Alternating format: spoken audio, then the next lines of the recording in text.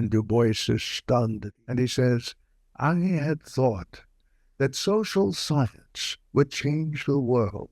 But I can see now that the world is not interested in the facts that I can give. And so there must be action. And the classroom then will have to be surrendered to an organized resistance. And we have the NAACP. From the Harvard Kenneth C. Griffin Graduate School of Arts and Sciences, this is Colloquy, bringing knowledge from the university's PhD community to top-of-mind issues. I'm Paul Massari.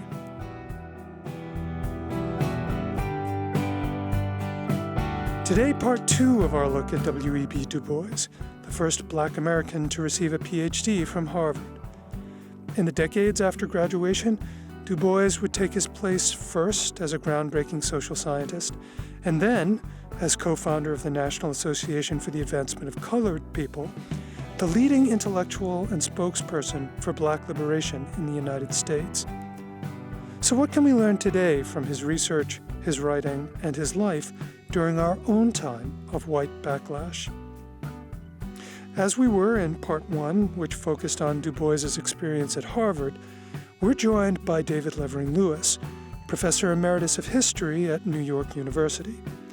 A recipient of the National Humanities Medal, Professor Lewis received a Pulitzer Prize for each volume of his 2-part biography of Du Bois.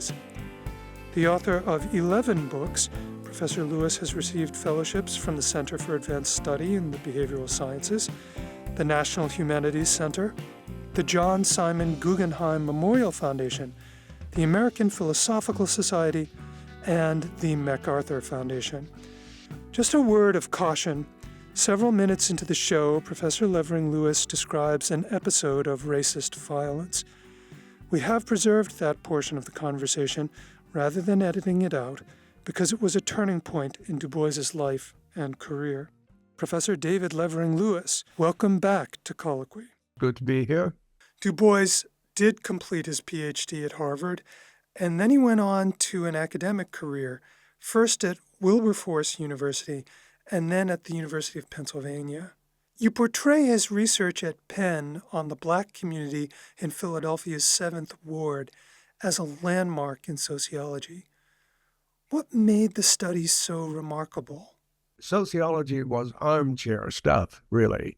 It was theory, unobserved. It wasn't empirical, no. He learned from his professors that you must have the numbers. And so he did something that is very American, really, but he's the first to do it. And that is simply to put his shoes on and knock on every door in the 7th Ward. Now, mind you, can you imagine a man with a Wilhelmine mustache knocking on your door as an ordinary worker, minority worker, and being asked questions? But he had remarkable success. The tabulation of this evidence was really extraordinary, and it should have been the breakthrough that will come only much later. There is a very fine 2-volume study of Polish people in America. The name of that author escapes me now, but it benefited from the kind of empirical precision and thoroughness that Du Bois had established. But he didn't just have all this document data. He said there is a class that has succeeded with all the resistance upon it, and then you have the lower class that has not. And this has something to do with opportunity, which had escaped just about everybody. You mean African Americans work hard and do things and really are going ahead, but a great majority do not, and there's a link between their salaries and their opportunities. So evident now, but that was most helpful. And he also had the benefit of the names of women who were in a new movement to make available opportunities for the immigrants coming into this country. And they worked with Du Bois. And so the Philadelphia Negro is just quite extraordinary. And finally, it has been accepted by the American Sociological Society as a fundamental work of sociology. And so it straddles two fields of history and sociology. Du Bois conducts other studies for the Bureau of Labor Statistics and then at Atlanta University. Taken as a whole, how should we understand his contributions to social science? Well, it could have been far greater, and I think now it is, because that Philadelphia Negro was almost a one-off.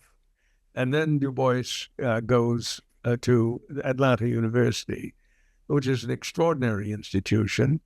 And there, having written something in Atlantic Monthly that introduced Du Bois to the world, really, the title of it was so descriptive of what it was about, but it had everything in it about divided cells and about the difficulties of being welcomed in the American agora. I cannot remember the title of that Atlantic thing, but what its consequence was that the president of Atlanta University welcomed him and said immediately, we will place at your service funds that you can commence to do something.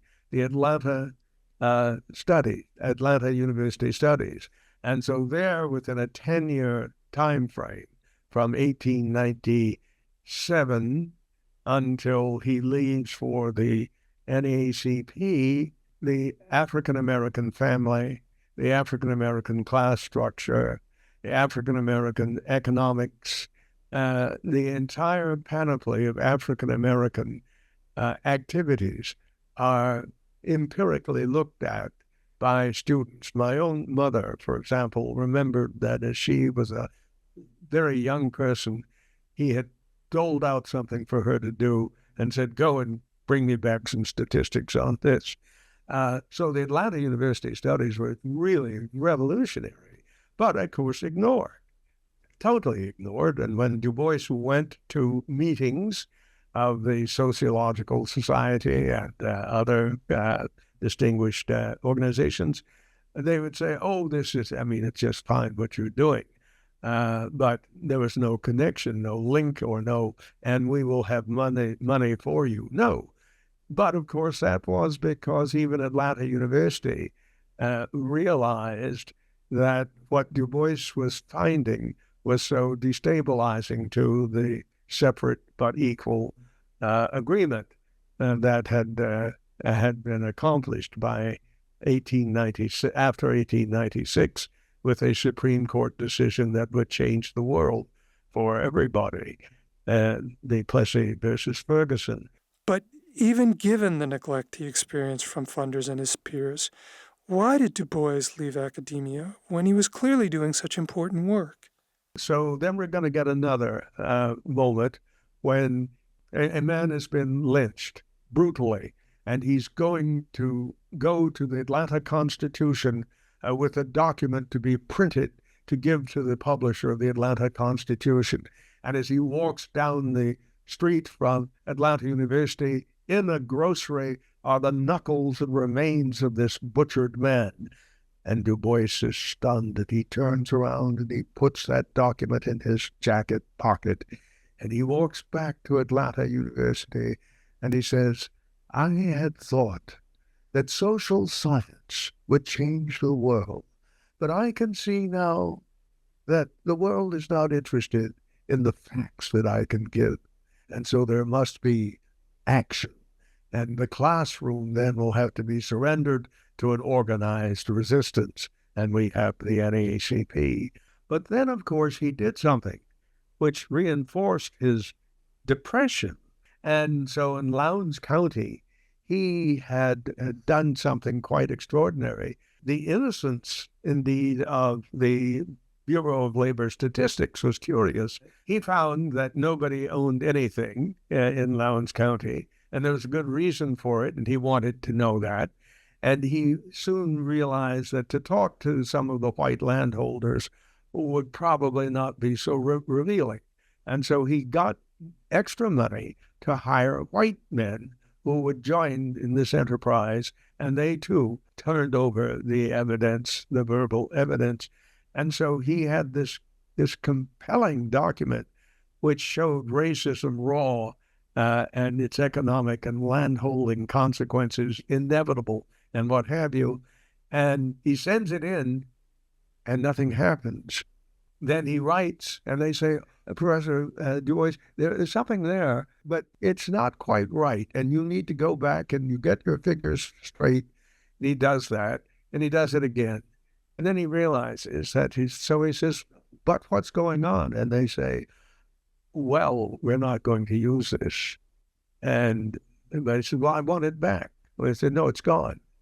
And so the document vanishes. And that, with the Sam Hose moment, told Du Bois that if knowledge is to be useful, it must come with a fist. It must come with an organization funded sufficiently to make a difference, necessary difference in the structure of the society. And so it's time for Du Bois to move on. Having tried with the Niagara movement to organize African Americans who were most offended by the way history was going for them, but not until the abolitionist children realized that the racial problem now has become a national one. It got the attention then of those people, the Oswald Garrison Villard, a name that spoke volumes. He was a Villard, he was a Garrison, and he will convene the first meeting of what becomes the National Association, and Du Bois will give it its title. He says, no, it can't be the National. It must be the National Association of Colored People. Already he was thinking of the kind of global consequence of what he was embedding himself in. In 1909, Du Bois becomes a co-founder of the National Association for the Advancement of Colored People and its flagship publication, The Crisis. Talk about the impact that the organization and the publication had on the struggle for Black liberation and civil rights. A parent would say, until I have finished reading the Bible, we will then read The Crisis, and then we will have dinner, or then we will have lunch. Oswald Garrison Villard said, we have enough magazines. They're like flies. They don't do much. And Du Bois said, you'll be surprised. And so they were. Its circulation grew until by 1919, it had 100,000 subscribers, which matched the New Republic, for example. But for African Americans, it was canonical. And the kind of articles were, again, like the Philadelphia Negro. Du Bois got in his Buick or got in his Plymouth, and he would drive to places where there were problems and observe them and take notes and come back.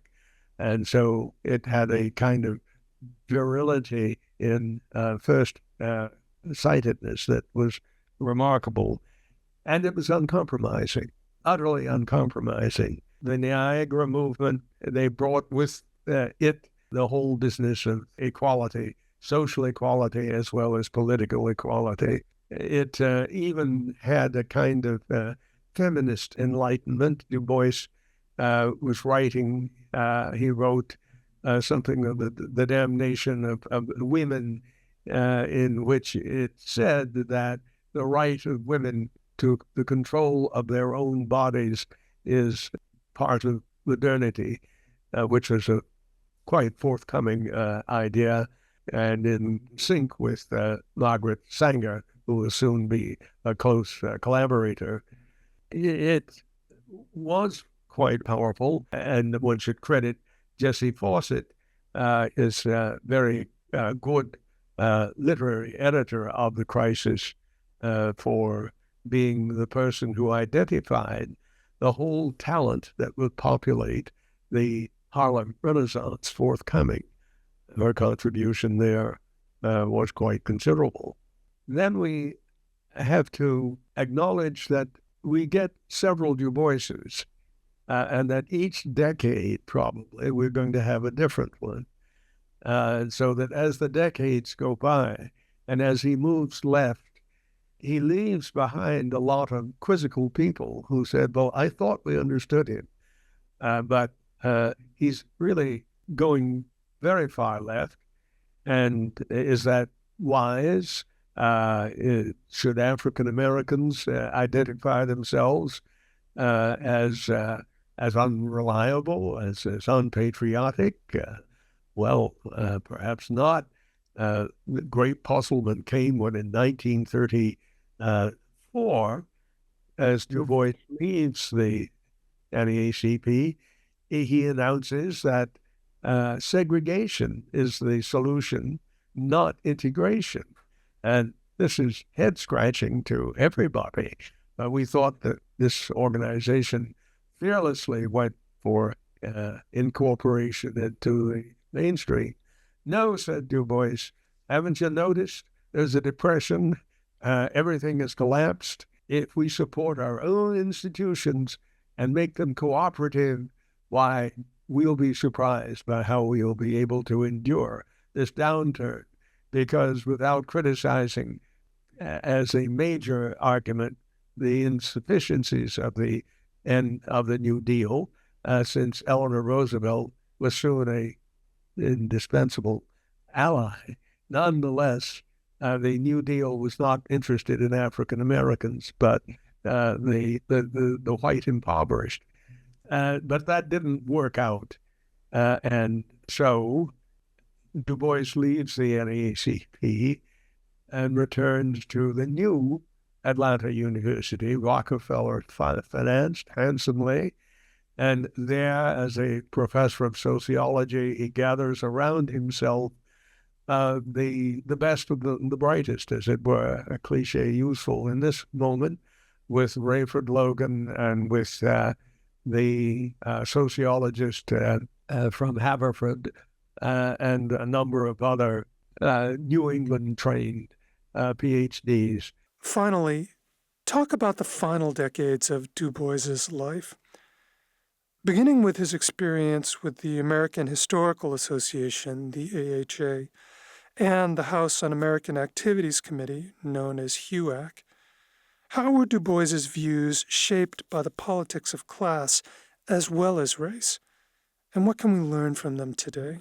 In 1940, so Du Bois attended for the first time an AHA meeting since the one way back in 1899. And so people were prepared to welcome Du Bois back into the mainstream. But unfortunately, HUAC had come along, the House Committee on Un-American Activities, and it had resulted in the NAACP having to purge itself of suspect members as a result of a curious piece written by Arthur Schlesinger, indeed. And there's just great panic. And Du Bois also had gone before a few years earlier, the people who were created by the talented 10th concept. And there he had said, in 1948, I do believe, he had said, I abjure the idea of the talented 10th because it has become elitist, and history moves with the input of the people, and we must have that kind of organization. And it is Karl Marx who tells us what we must do. And it was a great shock to the talented 10th hearing this.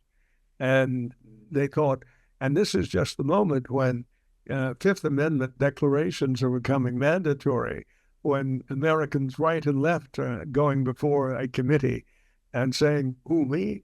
Du Bois then became toxic. And it'll be a period of time in which he's unwelcome. except on the left. And that suits him fine, but it'll be a long time before he comes back once he's indicted as a foreign agent by the Truman administration and is expected to have Einstein come from Princeton to be a character witness. The judge decides that this whole indictment was a mistake and annuls the trial. And Du Bois has no passport, however, and until it's restored, and he can go back to Germany, a new kind of Germany, and receive that honorary degree in economics that he didn't get many years earlier, given by a German Democratic Republic decision, and go on to Czechoslovakia and go on to China, and Mao's China, and become one day his birthday will be a national holiday decreed by Mao Zedong and Zhou Enlai. And then, of course, finally he leaves and goes to Accra, Ghana, to finish the Encyclopedia of the Africana, now as it is called, that Du Bois has a kind of mixed achievement that perplexes many people and yet is so valuable in a time when the understanding that capitalism, as he said, can never benefit the great mass of people. It's not supposed to. And I think we see that. If you don't know the history, this bloody history that we've all gone through, down through the centuries, and then we will, of course, repeat it. From the Harvard Kenneth C. Griffin Graduate School of Arts and Sciences, this has been Colloquy. This podcast is an extension of the school magazine of the same name. You can find a transcript of the show, as well as past episodes, at the Harvard Griffin GSAS website, gsas.harvard.edu/colloquy-podcast. If you enjoyed this interview, please rate or like the show on Apple, Spotify, or YouTube so that others can find it as well. And be sure to follow us on those channels so you'll never miss a conversation. Our theme music is from the Boston-based band Francine. Check out their other tracks at www.francine.info. I'm Paul Massari. See you next time.